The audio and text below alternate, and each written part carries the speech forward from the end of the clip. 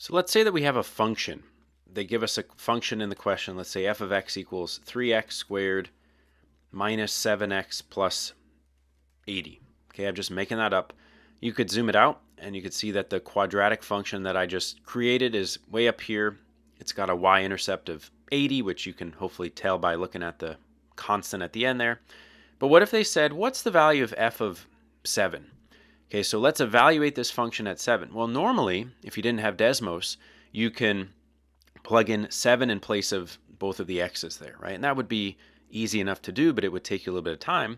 But on Desmos, I can just type in f of 7, and it'll tell me automatically 178. Okay, so this is crazy how easily it can do all this for us.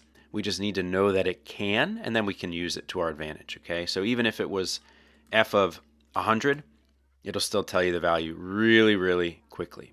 All right, so use it when you need to like that. Don't do it out by hand because there's no need to, right?